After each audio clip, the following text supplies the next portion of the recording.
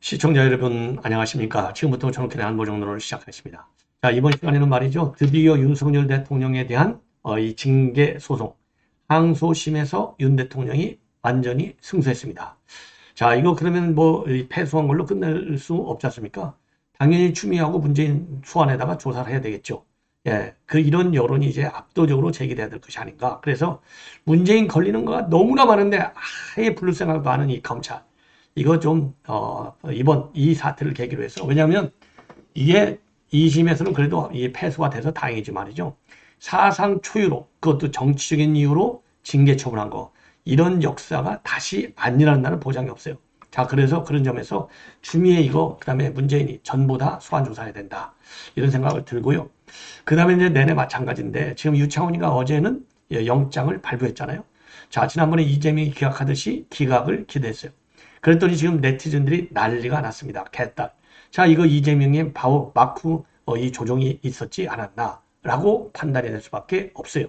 그래서 이 유창훈 판사와 관련된 그야말로 이 막장 드라마 비슷한 건데, 예, 기각에서 발부에 이르기까지 여러 가지 그 분위기, 그리고 주변 정황의 변화, 이런 것도 함께 말씀을 드리도록 하겠고요. 당연히 지금 네티즌들이 이렇게 탄핵하자고 하는, 그러니까 지들 마음에 들면 대법원장감이라고까지 지켜서다가 마음에 안 들면 탈핵하져요. 야, 이게 잣대가 아무리 들쭉날쭉한다고 하더라도 공당 또는 공당의 지지자들이, 맹탕 지지자들이 이렇게까지 나오는 거, 이거는 대한민국 법치주의의 근본, 법치를 지켜야 한다는, 법치를 해야 한다는 이 문화에도 상당한 마이너스 요인이 되지 않을까, 심각하다, 이런 말씀을 드리고 싶어요. 자, 그 다음에는요, 지금 백현동 사건인데, 이 백현동 사건이 그러니까 용도 변경해주고, 그 다음에 임대 아파트를 10%로 줄여주고, 이러한 특혜 차원의 성남시 중심의 이 비리 혐의가 하나 있고요. 지금 요즘 새롭게 부각되고 있는 것이 그 수사를 맡겠다고. 그러니까 백현동이 배임 혐의, 용도 변경 이런 특혜 수사가 됐잖아요. 그 수사를 맡겠다고 달려든 변호사 2명 있는데, 그 변호사들의 관록을 보면 만만치 않아요. 이 검찰 측 변호사는요, 임종혁 변호사, 대검 세컨맨까지는 굉장히 유능한 그런 변호사인데, 어쨌든 지금 이제 전혀 나는 이제 죄가 없다 이렇게 항변을 하고 있지만은 구속영장까지 청구를 했어요. 그리고 이제 또 하나 총경 출신의 또 변호사가 있는데, 이 사람도 함께 구속영장을 청구했는데, 이게 백현동 배임이 440억짜리잖아요. 어마어마한 거예요. 자, 그러니까 대장동 배임 다음으로 백현동 배임이 이제 큰 액수인데, 요 440억짜리 이제 배임 혐의로 구속이 되니까, 수사가 착수되니까, 이제 이 검경 출신의 변호사를 이 정바울 측에서 썼어요. 그런데 이게 정리가 제대로 안 돼 있는 거예요. 이게 무려 13억짜리. 가운데 일종의 브로커가 13억을 챙겨가지고, 그 돈 중에 한 7억 정도는 경찰 출신 변호사한테, 1억은 검찰 출신 변호사한테 갔는데, 그게 불법성이 있다, 이겁니다. 예. 자, 그래서 요 내용까지 여러분께 전해드리도록 하겠습니다. 자, 아무래도 이제 여러분들 오늘 아침에 말이죠, 한동훈 장관 이 보도를 많이 봐주셨는데, 지금 이 시간에도 이거 굉장히 중요한 뉴스입니다. 많이 봐주시면 대단히 고맙겠습니다. 자, 그러면은요, 윤 대통령의 승소 관련 뉴스를 말씀을 드리겠습니다. 여러분들 뭐 잘 아시다시피 이거 추미애가 말이죠, 사상 초유의 식물 종작으로 만족치 않고 아예 잘라내려고 징계를 내려버렸어요. 징계를 내니까 이제 당시 윤석열 총장이 바로 지금 이제 집행정지 소송을 냈습니다. 그래서 집행정지 신청에서는 이겼어요. 그래서 가처분 신청이 인용되는 바람에 바로 검찰총장 복무를 다시 시작한 거 아니겠습니까? 그래서 오늘날 여기까지 왔고, 본안 소송도 제기를 했어요. 근데 본안 소송에서 한 번은 1심에서는 졌습니다. 그러다가 오늘 2심 판결에서 이겼습니다. 요 내용을 가지고 여러분께 이제 말씀을 드리는 건데, 자, 그래서 이제 오늘 지금 이제 2심 판결에서 원고 승소, 즉 윤석열 대통령의 승소 판결이 됐고, 그거는요, 추미애 법무장관의 윤 대통령에 대한 징계 절차 관여는 검사징계법상 위법하다. 왜냐면은요, 검사징계에 장관이 거기에 개입하면 안 되게 돼 있는데 개입했다는 겁니다. 그래서 윤석열 대통령의 방어권을 침해한 위법이 있다라고 오늘 판시를 했습니다. 참고적으로 2020년도 12월 초에 헌정사상 최초로 정지 2개월의 징계를 내렸고요. 그때 이거를 갖다가 문재인한테 가져갔어요. 문재인이가 아주 잘했다. 칭찬을 해준 사건이 바로 요 사건이고, 징계 사유는 세 가지예요. 하나는 판사 문건을 갖다가 사찰 문건이다. 이렇게 말하자면 정치화 시킨 것이죠. 그 다음에 채널 A 사건에 대한 감찰과 수사를 방해했다는 혐의고, 그 다음에는 정치적 중립을 위반했다. 정치적 중립은 아니, 여론조사 기관에다가 나는 조사하지 말아주세요. 수없이 얘기했는데도 조사하는 걸 그럼 어떻게 하란 말이에요. 이걸 뭐 법으로 따지지 않았다는 얘기입니까? 말도 안 되는 거. 그리고 판사 사찰 문건은 언론에 다 나온 얘기를 그냥 읽기 쉽게 요약해서 정리했을 뿐이에요. 그리고 채널4 사건은 추미애 지가 직접 지시했어요. 직접 지시해놓고 어떻게 윤 대통령이 그걸 갖다가 수사를 방해합니까? 말도 안 되는 짓거리를 한 거잖아요. 그래서 요거를 이제 이 사퇴시키려고 식물총장 갖고 마음에 안 드니까 했다가 결국은요, 이 서울행정법원에 징계 취소 소송하고 그 다음에는 집행정지 신청을 해서 집행정지는 바로 인용이 돼서 복귀를 했고요. 취소 소송은 1심에서 패소를 했습니다. 자, 1심에서 패소했는데 세 가지 사유 중에 판사 문건하고 채널A 감찰 수사방은 요 두 개는 징계 사유가 된다. 예. 그리고 정치적 중립을 위반했다. 이거는 이제 무죄. 그래서 결국 1심에서 패소했는데 바로 불복 항소를 해가지고 오늘 이기게 된 겁니다. 자, 그래서 손경식 변호사가 이거를 이 사건을 쭉 담당했는데 이 사건 징계가 절차적으로 위법이 컸다라고 하는 원고 쪽 주장이 상당 부분 받아들여졌다는데 의미가 있다. 그리고 이 항소 과정에서 이제 불복해서 이제 항소 과정에서요, 구본선 전 광주고검장 이정화 부장검사를 상대로 직접 신문까지 했습니다. 예. 자, 그래서 당시에 왜 그러냐면 구본선 광주고검 고검장은요, 당시에 대검 차장이에요. 이게 바로 밑에 있어서 잘 알잖아요. 채널A 사건을 갖다가 인권부가 조사하도록 하자고 윤 대통령의 본인이 건의했다. 윤 대통령이 지시한 것이 아니라 내가 건의했다. 그러니까 윤 대통령의 직접 책임이 없다는 얘기고요. 그리고 감찰을 담당했던 이정화 부장검사는 백은정 당시 박은정이죠. 아주 못된 그 검사인데 이게 성남지청에서 성남FC 사건 수사 못하게 막은 검사가 바로 박은정 감찰 담당관이었어요. 징계 사유가 성립하지 않는다. 이 의견은 본인이 제시한 거다. 이렇게 입장을 내놨고, 그리고 이제 항소심에서 이 윤석열 측 변호인은요, 검찰 내부 업무 구조와 관련된 규정을 깊이 살피지 않은 채 극소수의 진술과 주장만을 취신한 것이 문제다. 이렇게 지적을 했습니다. 자, 그리고요, 이제 추미애 측에서는요, 징계 양정은 기본적으로 징계권자의 재량이다. 재량권이 남용되는 경우에 한해서 징계가 위법하다고 보고 있기 때문에 객관적인 검토가 필요하다. 예, 이렇게 억울함을 주장하고 있는데, 자, 이 항소심 과정에서요, 지금 이제 이 한동훈 장관의 항소심이잖아요. 이 항소심은 이제 한동훈 장관 측에서 했는데, 1차 이 항소심에서는 이제 이 소송 대리 아까 이제 이 손경식 변호사 측이 쭉 했는데, 2심 변호부터는요, 정부 법무공단 변호사를 선임했는데, 그 1심 소송 대리는 해임하고, 이 정부 법무공단 변호사 선임이 결국은 성공한 것이 아닌가, 이렇게 생각이 듭니다. 예. 자, 그래서 1심 판결의 정치적인 편향 판결, 이제는 이런 건 이제 끝내야 되겠죠. 자, 이 정도로 해서, 그러니까 결론, 이게 정치적으로 징계를 추진했다. 객관적 실체가 없는 징계 사유를 의도적으로 조작해서 징계를 처분하다가 실패한 것. 따라서 추미애, 그 다음에 문재인에 대한 소환 조사가 불가피한 것이 아니냐. 그래서 시민단체 여러분들께서 말이죠, 이거 바로 고발하십시오. 예. 그래서 감사원에다가도 이 감사를 청구하고 검찰에다가는 수사를 의뢰해야 될 것이 아닌가, 이렇게 생각이 듭니다. 자, 이제 송영길과 관련된 얘기인데요. 자, 지금 현재 이 같은 판사인데 이 야당 지지자들이 말이죠, 이재명 영장을 기각했서는 대법원장감이야, 이렇게 축켜 세워놓고 이제는 송영길가 구속되니까 이거 탄핵감이야. 이게 도대체 이게 한 사람의 입에, 이게 그러니까 내로남불의 좌파 세계의 전형적인 특징, 내로남불이나 마찬가지예요.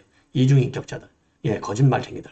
자, 그래서 지금 송영자 지지자들이 이번에 어제 갈 때 법원에, 그리고 최근에 지난 10월 달에도 이 검찰청에 송영자 2번이나 갔잖아요. 나중 수사라고 난리쳤잖아요. 그래도 수사를 늦게 오는 바람에 이제서야 구속이 된 거예요.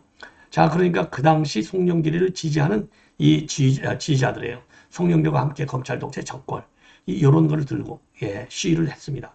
그리고 그 당시에 이제 유창훈이가 이재명이 기각했을 때 말하자면은요, 우리 이제 우파 시민단체 신자유연대 측에서 규탄 문구가 적힌 근조가 한 수백 개를 전시한 바 있어요.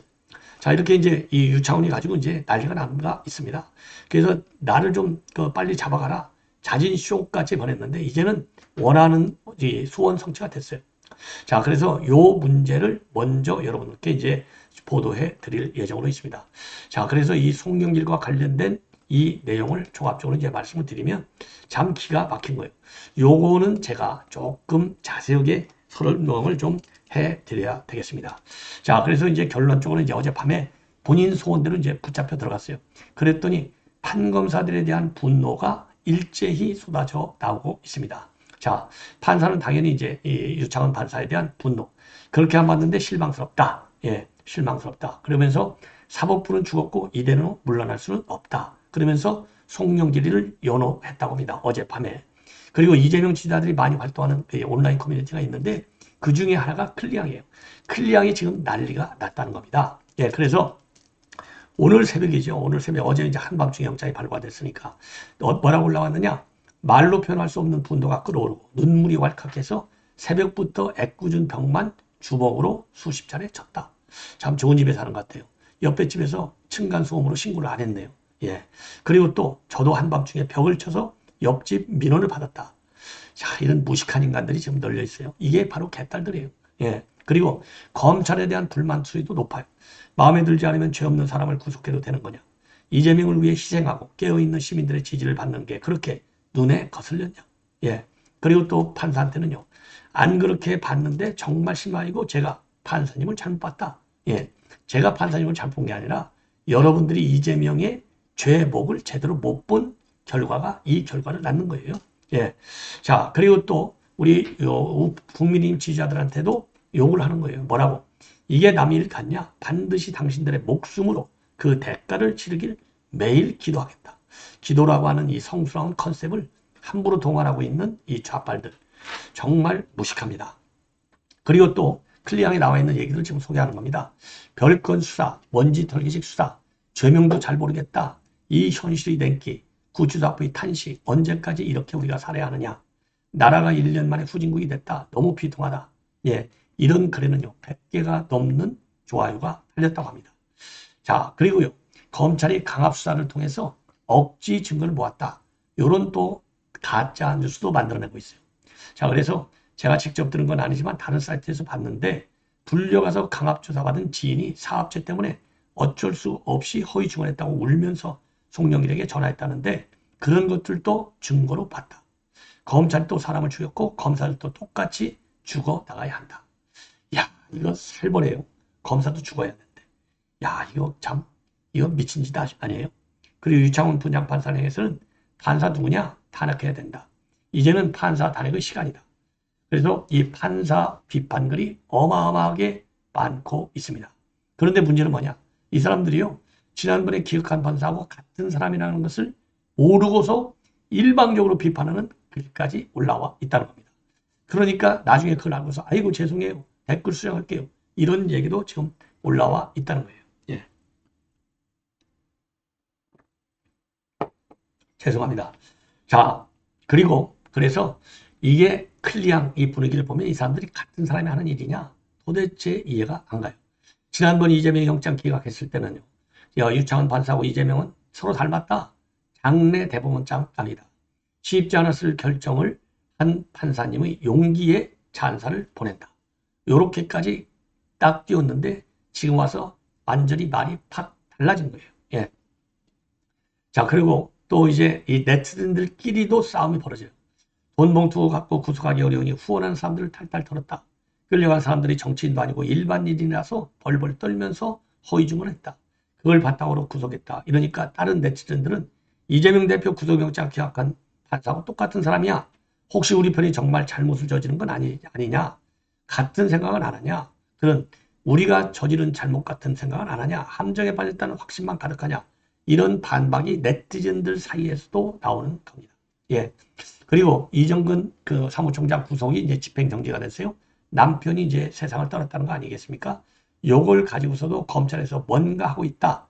남편 상이라고 기사에 나오는데 장례는 치러야 하지 않겠느냐. 이런 서로 충돌하는 지금 댓글이 올라와 있다고 합니다. 예. 자, 이러니까 참 난리가 나는 것이죠. 예. 요 정도로 송영길 영장 발부와 관련해서 네티즌들끼리도 싸우고 검사도 욕하고 판사도 욕하고 판사 욕하면서도 이재명 영장 기각한 판사하고 똑같은 판사가 영장을 발부했다는 사실도 모르고 무조건 욕하고 보고 탄핵몰이를 하는 이 야당과 그 개딸 지지자들의 이 행태, 반드시 내년 4월 총선에서 심판의 소재로 우리가 활용해야 될 것이 아닌가 이렇게 생각이 드네요. 자, 이번에는 이제 마지막으로 이 백현동 수사 의혹과 관련된 내용인데요. 바로 이제 임정혁 전 고검장, 곽정기 전 총경, 예, 뭐 사법시험 합격해가지고 이거 이제 김현장으로 갔다는 번인성 사건 수사 지휘 경찰이에요. 실력이 좀 있다 이렇게 평가를 받았겠죠. 이분 둘에 대해서 구속영장이 방금 전에 청구가 됐습니다. 자, 그래서 이 구속영장 청구 여러분들 뭐 그동안에 압수수색도 했고요. 소환 조사도 했고 그러니까 다 끝났어요. 아, 이거 혐의가 있다. 그러니까 변호사를 갖다가요. 변호사법 위반 혐의로 구속영장을 친 겁니다. 예, 구속영장을 쳤어요. 자, 그래서 요 내용을 말씀을 드리면은 자, 백현동 사건은 뭐 여러분들 너무나 잘 아시니까 사건 내용은 뭐 말씀드리지 않고 백현동 사건에서 이제 시행사 정바울이가 수사선상에 올라오잖아요. 그러니까 변호사를 선임해야 되잖아요. 그런데 변호사 선임을 누가 중간에서 브로커가 나오느냐? 전 KH 부동산 디벨로프먼트 회장 이모 씨가 여기에 이제 브로커로 등장을 합니다. 이 브로커가 정바울한테 접근을 해가지고 내가 너 변호사 좋은 변호사 선임해 줄게 해서 하나는 경찰관 수사 단계에서는 경찰 출신인 곽정기 총경을 갖다가 변호사를 선임해주고 검찰 수사 단계에서는 이제 검찰 출신의 검찰 세컨맨 대검 차장까지 있으니까 임전혁 변호사를 갖다가 소개해줘요. 요 사이에서 돈을 13억을 뜯어 먹습니다. 수사 무마하는 대가로. 그래서 이 사람은 이미 지난 20일 날 구속 기소가 됐어요. 그리고 이 사람 입에서 11월 20일 날 구속 기소가 돼가지고 여기서 진술을 많이 받아내서 추가적으로 이 13억이 이게 불법적으로 변호사들한테 들어간 거구나. 이렇게 해서 이제 수사망을 확대합니다. 자, 그러면 이 임정혁이는 누구냐? 좀 아실 필요가 있어요. 어마어마한 사람인데 수원지검의 성남지청장, 대검의 공안부장, 서울고검장, 대검 차장검사를 지냈고 2015년도에 법무연수원장을 끝으로 떠나서 변호사를 개업했고요. 드루킹 특검 후보로까지 추천이 됐고 그리고 공수처 후보 추천위원으로까지 활동을 했어요. 어마어마한 실력자죠. 그리고 그 곽정기 총경은 경찰청 특수수사과장, 서울광진경찰서장, 서울청지능범죄수사대장을 지내다가 2019년도에 경찰을 떠나서 김현장 로펌에 들어갔습니다. 경찰 재직 때 큰 사건은 버닝썬 사건을 수사 지휘한 경찰이기도 합니다. 요 사람들이 이제 걸려드는 겁니다. 그래서 이 이모 씨 중간 브로커가 13억을 정바로한테 받아먹었는데 이게 이제 이 두 사람을 변호인을 채용했는데요. 이 곽정기 경찰 출신의 변호사는요. 한 7억 원 정도를 땡겨 먹었다. 이게 이제 의혹이 되고 있고요. 그리고 이제 임정혁 변호사의 경우는 1억 정도를 수임료로 받았는데 이게 처리가 제대로 안 됐다. 그래서 이게 이제 변호사법 위반이 되는 겁니다. 자, 그래서 임정혁 검사장의 경우에는요. 이 아시아 디벨로퍼 이 대표 정바울을 포함해서 누구로부터도 수사 무마 청탁을 받은 사실이 전혀 없다. 딱 잘라서 부인을 하고 있습니다. 자, 그리고 법이 허용하는 한도 내에서 합법적 변론 활동을 했다. 그리고 또 변호인 선임 신고서, 담당 변호사 지정서, 서울변협 경위 확인서, 약정서 이런 서류를 전부 공개를 하고 나섰습니다. 그리고요, 검찰은 그리고 이제 임정혁 그 변호사는요, 검찰이 두 건의 신고서가 수사기관에 제출되지 않았다는 이유로 정상적 변론 활동이 아니다라고 의심하고 있는데 즉시 제출하지 않은 것은 의뢰인 측에서 즉 정바울 시행사 대표 측에서 보류해달라고 해서 보냈을 뿐이다. 통상적 변론을 넘어서는 어떠한 활동도 한 사실이 없고 검찰이 압수해간 증거물을 확인한다면 실제 수사 무마 시도가 전혀 없었음을 알 것이다. 이렇게 주장을 하고 있어요. 그리고 정바울한테 받은 1억 원은 정식 변호사 선임 비용이었기 때문에 전액 세금 신고 처리를 했다. 그리고 현금 영수증까지 공개하고 나왔고요. 그리고 약정 내용에 따라서 의뢰인이 부가가치세를 지급해 줄 것으로 기다리고 있었는데 더 이상의 불필요한 오해를 방지하고자 금액 전원에 대해서 현금 영수증을 발급했다. 이렇게 설명을 하고 있습니다. 그리고 이제 또 이 수임료 8억 원의 자금을 받은 것으로 알려진 이 총경 출신의 곽정기 변호사 역시 정당한 변론이다. 전면 부인하고 있습니다. 예. 자, 그래서 요거는 말이죠. 그래서 곽정기 변호사는 국민정서로 보면 과할 수 있지만 저희가 일한 내용은 다 대충했다. 묵묵히 소명하겠다라는 입장을 내놨습니다. 자, 그래서 이제는 뭐 이미 다 이제 소환 조사까지 끝나기 때문에 구속 여부만 남아 있는데 지금 오늘이 화요일이니까요. 자, 빠르면 금요일쯤 나오고 늦어지면은 내주로 넘어갈 가능성이 많은데요. 자, 검찰 이 실질 담당 판사 정해지는 거는요. 지난번에 그 유명 변호사들 얘기가 주단으로 결정된다 그랬는데 뭐 저도 사실 그렇게 봤는데 주단으로 결정된 게 아니에요. 저도 뭐 이상하다 했는데 주단으로 결정되는 게 아니라 구속영장을 검찰에서 청구하잖아요. 그럼 오늘 청구했지 않습니까? 그럼 오늘 청구한 구속영장을 담당한 판사가 영장실질심사를 담당해요. 그러니까 검찰에서는 오늘 영장 청구를 하면 누가 어느 판사가 담당하는지 다 알 거 아니에요. 거기에 맞춰서 낸 겁니다. 참고하시기 바랍니다. 시청자 여러분, 이것으로 본 방송 마치겠습니다. 대단히 고맙습니다.